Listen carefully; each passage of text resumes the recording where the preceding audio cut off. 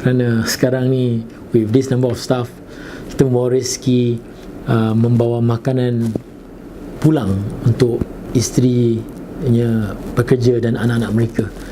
Itu satu tanggungjawab yang harus dijalankan dengan amanah, dan itulah satu-satunya pegangan saya untuk sentiasa berfikiran untuk beramanah dan ada integriti dalam bisnes.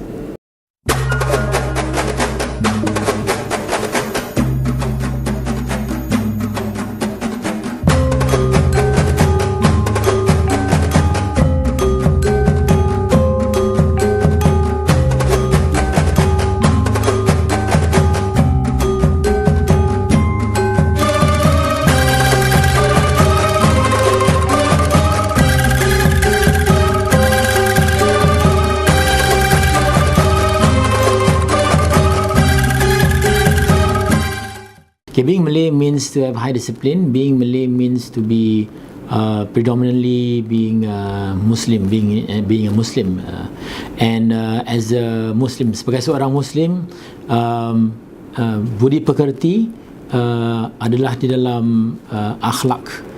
Jadi dengan akhlak tu datangnya prinsip untuk sentiasa berwaspada dan sentiasa hormat dengan semua di sekeliling kita, terutama ibu bapa, terutama juga di rumah tangga, isteri dan anak-anak, dan juga keluarga dan rakan di sekeliling.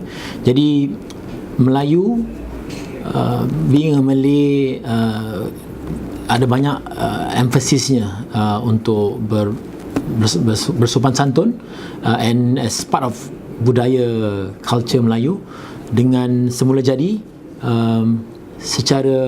secara bersopan santun, secara hormat kita terhadap orang lain, baik pun Melayu ataupun tidak, akan memberikan kita satu advantage kalau kita mengikut budaya dari tradisi Melayu dan mengikut budaya dari tradisi Islam, dan itu dari khususnya daripada akhlak. Jadi itu satu makna yang kuat bagi saya untuk menjadi sebagai seorang Melayu. Dan kerana agama yang telah memupuhkan di dalam Islam, dan kebanyakannya Melayu adalah orang Islam, disiplin dipupuhkan dalam ibadah. Jadi untuk solat 5 waktu, dan kalau ada masa untuk berlebihan untuk sunat, untuk bersumbang, itulah satu pemikiran juga untuk memberikan lebih daripada apa yang kita termampu, in a good way. Dan itulah maknanya Melayu pada saya.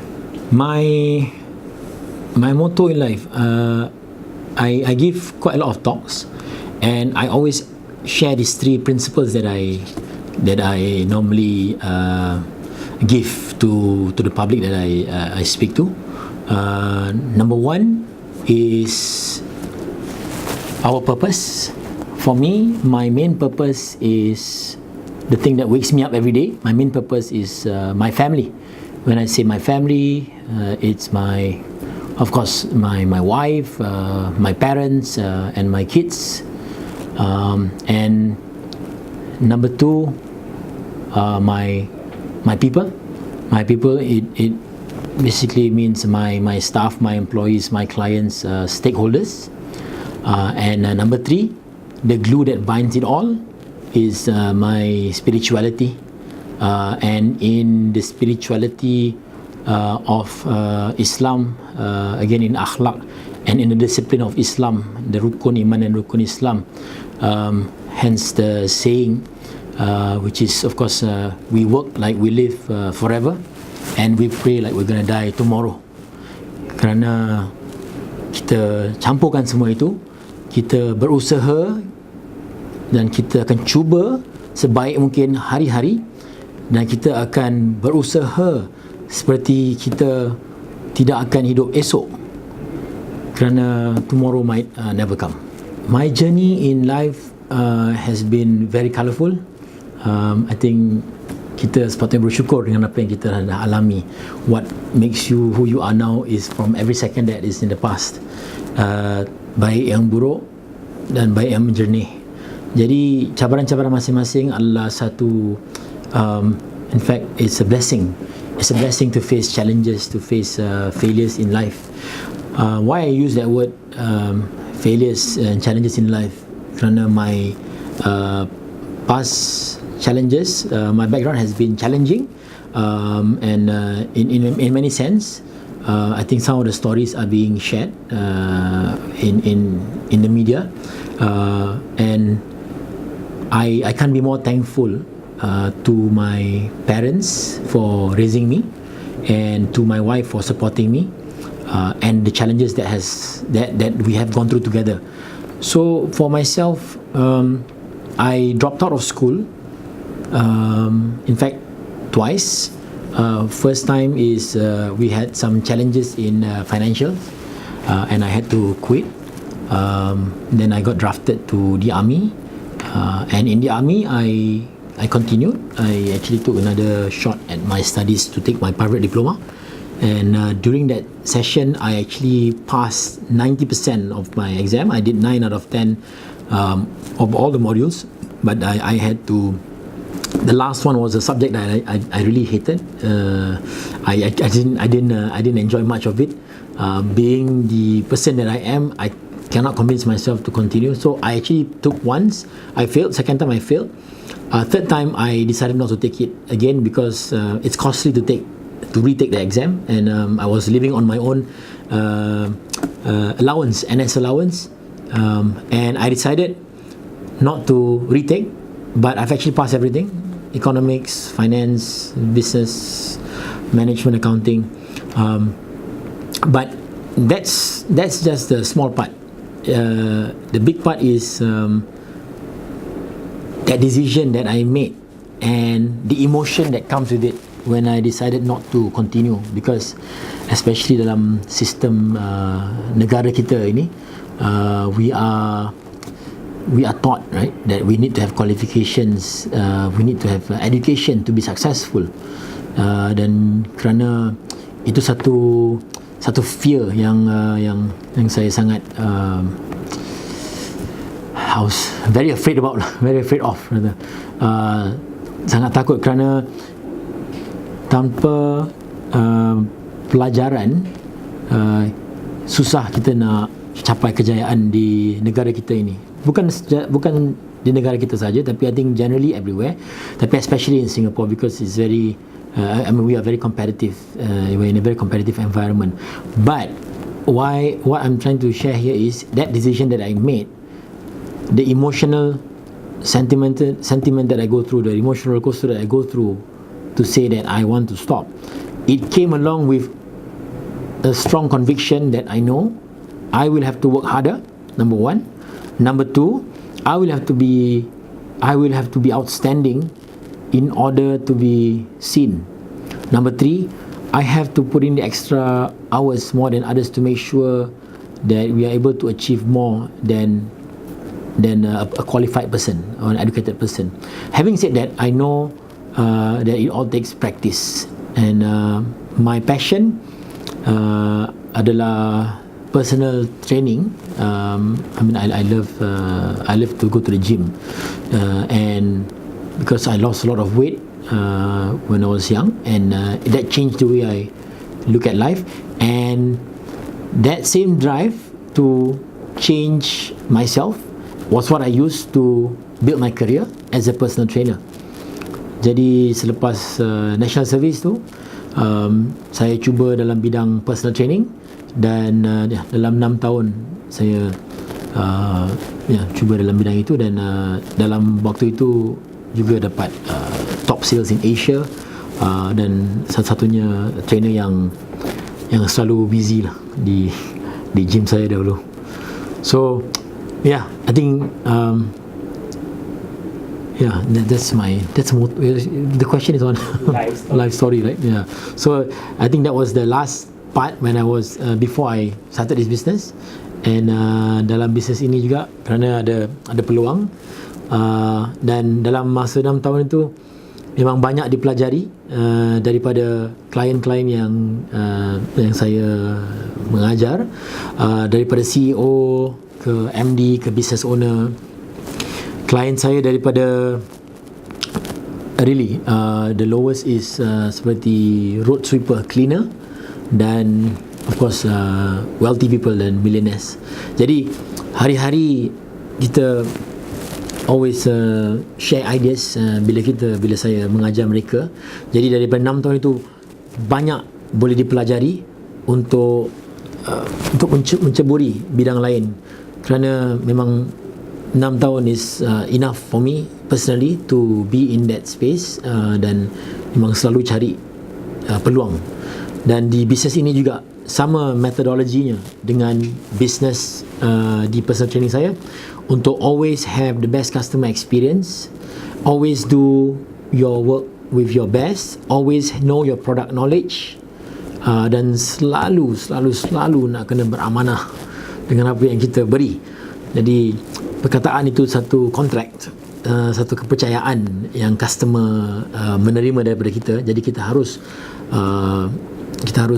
deliver apa yang kita promise, right? Jadi kerana itu saya bawakan culture dan display itu di dalam bisnes ini, dan alhamdulillah selepas 7 years kita telah mencapai some milestones dalam business career, dan ya seperti mananya tahun lepas mendapat kontrak dengan Amazon Prime Now di Singapore, dan juga kerana itu jugalah telah membangkitkan nama company Riverwood, dan dari situ juga dipilih oleh Prime Minister untuk menjadi sebagai example company di Singapore. Dan sampai sekarang semuanya masih bekerja keras. Saya masih bekerja seperti mana saya mulai bekerja di day one, in fact mungkin even more now, dan motivasinya berbeza. Sekarang kita dulu mungkin saya fikirkan untuk isteri dan anak-anak sahaja, tapi sekarang kita sudah melebihi 150 pekerja, dan cabarannya is fun, right? I think it's all about perspective, dan every day sentiasa mempelajari perkara baru, and we can never stop learning. We must always be inquisitive, never rest on your laurels, and never be at status quo. I think for Malay community, I think we have made enormous progress in the past 50 years. We actually have built a culture of self-reliance and lifelong learning. Well, I think it's again a good support from the government, and I think we have grown, face by face, and I think the Malays, especially, no disrespect to other Malays in the region, but the Malays in Singapore especially, our level of resilience and our work ethos is different, I believe. We always hear that, we always face that, dan kerana itu juga di Singapura juga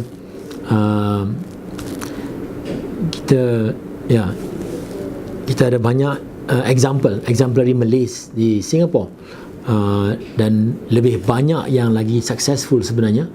Ada yang mungkin tak nak menunjuk, ada yang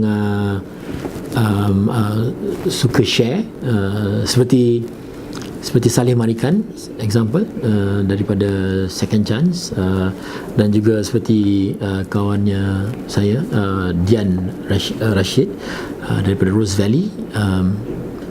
These are all successful entrepreneurs, and I think we've come a long way, and I think there are a lot of exemplary Malays in Singapore that has well, to a certain extent risen from the past, right?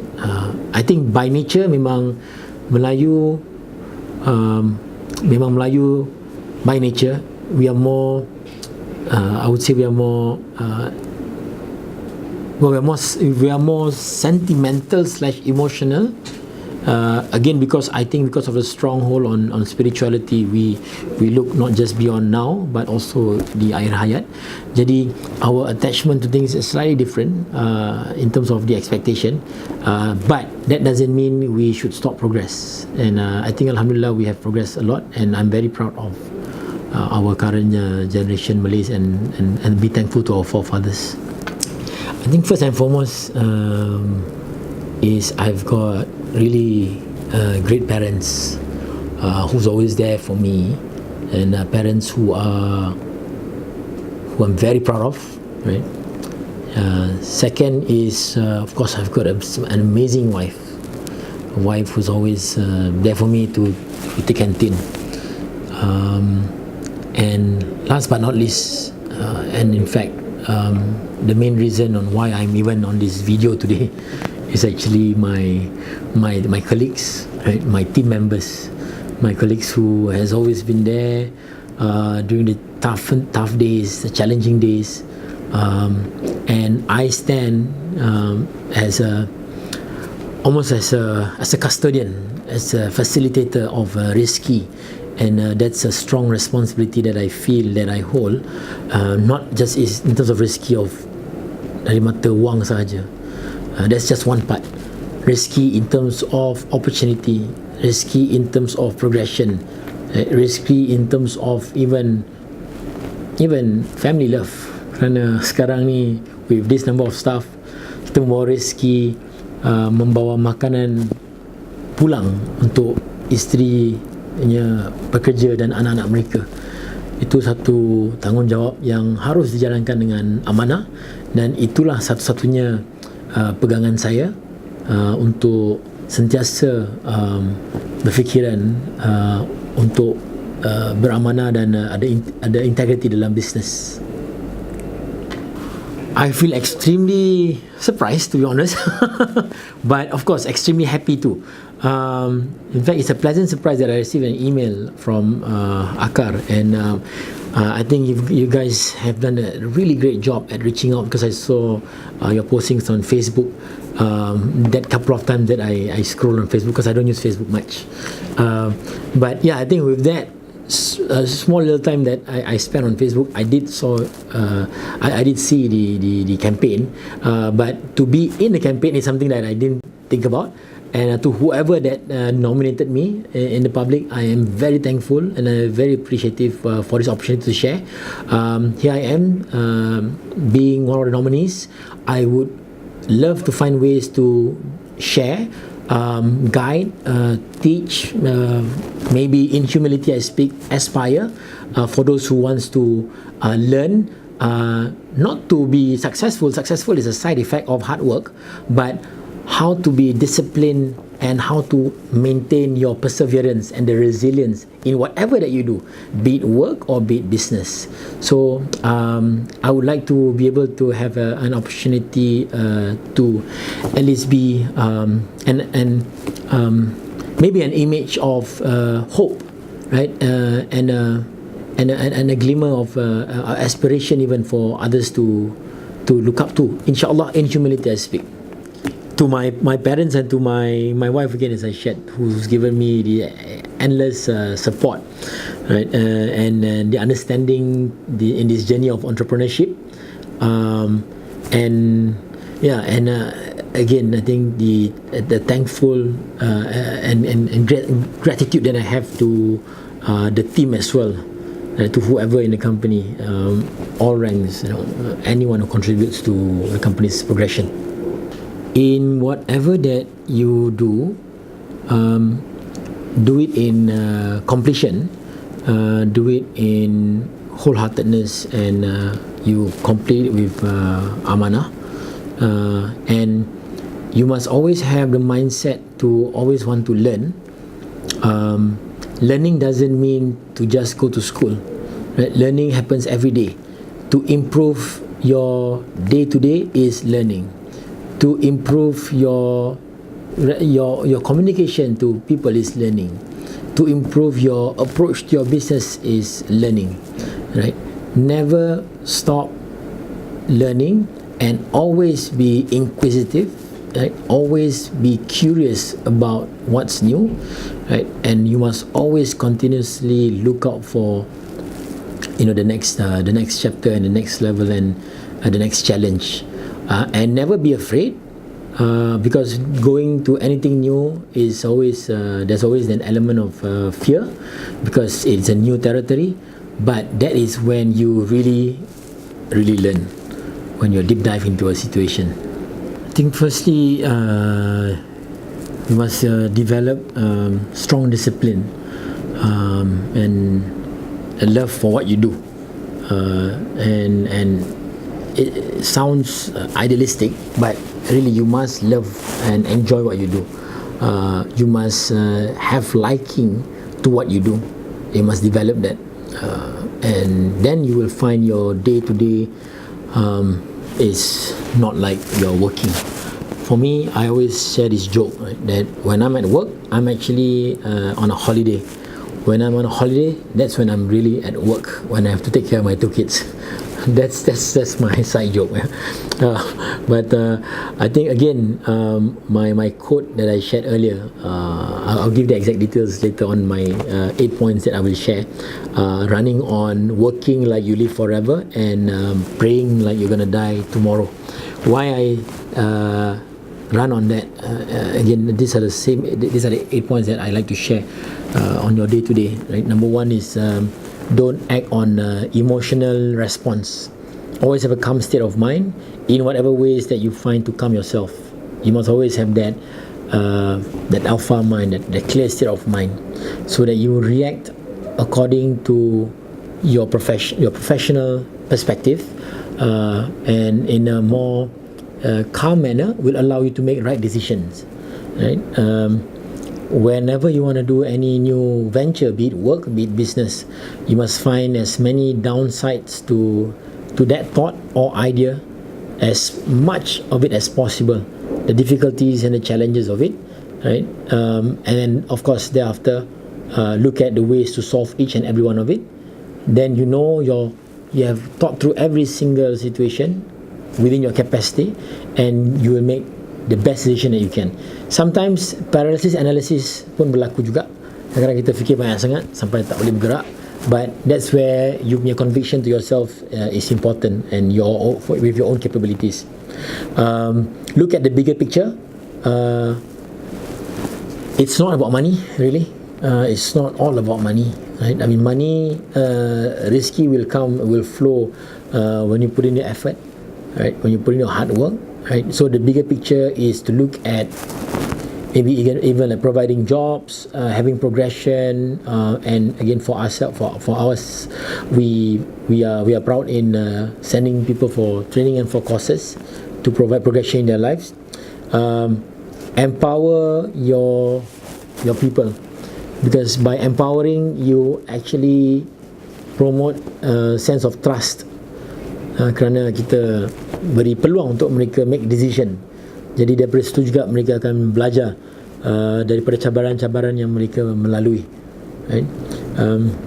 Believe in your business or your work, right? Whichever bidang yang you ceburi, nak kena percaya 100% apa yang kita membuat ni adalah apa yang kita akan cuba sebaik mungkin, dan tak ada no shadow of doubt. Listen more and talk less, right? Must always be on the side of observer, right? And must always give other people a chance to talk, right? And speak when necessary, right? Point number 7 is don't give up in whatever that you are going through. There's always a learning process, and in order for you to walk, you need to fall. That's a life process that we need to accept, and then acknowledge that in order for you to run, you need to be able to walk in stability, and in order for you to do that, you need to practice, right? Jadi jangan give up. Bila mencuburi sesuatu tu, always keep going, which ties down dengan kita punya perseverance dan resilience lah. Dan dalam apa yang kita mencuburi dalam bisnes ataupun dalam kerja, we must always give our words and our commitment, and whatever that we promise, we must deliver. Right? In fact, we must try to over-deliver. Right? So whatever you do, when you report to your boss or when you report to your customer, giving the job in completion is your responsibility. Giving the job in completion with an added value to it is over-delivering. That will make you stand out. That will make you different. But of course, you have to think further. You have to think deeper. You have to look at the bigger picture, and you have to know that it takes a bit more effort. But when you make it into a habit, it becomes your day-to-day. That will allow you to be outstanding. And last one which I like to share in above up and above to all this is you must always read. Must always read. I enjoy reading, and I love to read a lot of books. In whatever books yang beneficial for you, sentiasa nak kena ada. Set a target. You know, orang bangun tidur lambat, kita bangun siang, kita baca buku boleh, nak baca Quran pun boleh. Right? Orang tidur siang, kita take that last hour untuk baca buku, untuk mengukuhkan subject matter in whatever in your pursuing. And with simple calculation, if you spend an hour a day more than anyone else, you are going to be having 365 hours worth of information and knowledge more than anyone who isn't. And by that nature, you are surely going to be more you are going to be more competitive. You're going to have an edge versus the rest, kerana kita sharpen our saw. And that's my advice on that. I hope that the Malay community will be a beacon for the rest of the world, and to continue to be resilient and to pursue on and to be successful not just within your area, but to be able to be an international player. And I've been blessed to have an opportunity, many opportunities to work with MNC customers such as Amazon, DHL, FedEx, and as a Malay company, we have never thought of ourselves as a Malay company. We thought of ourselves as a company that is capable, that has the requirement and the know-how and the knowledge for us to be competitive in any space that you are in, because we are capable.